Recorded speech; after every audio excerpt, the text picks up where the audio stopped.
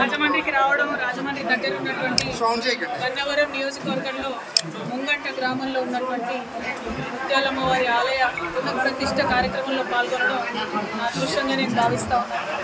400 సంవత్సరాల పైచిలకు చరిత్ర ఉన్నటువంటి ఆలయంలో అమ్మవారిని దర్శించుకోవడం అన్నటువంటిది పూర్వజన్మ సుకృతం అనుకుంటా ఉన్నాను. ఈ ముంగంట ప్రాంత చరిత్ర మనందరికీ తెలిసిందే. ఎన్నో సంవత్సరాలుగా బ్రిటిష్ వారి ముందు కూడా తలవంచకుండా మన ఆంధ్ర పౌరుషాన్ని తెలియజేసినటువంటి గ్రామం అటువంటి ప్రాంతం.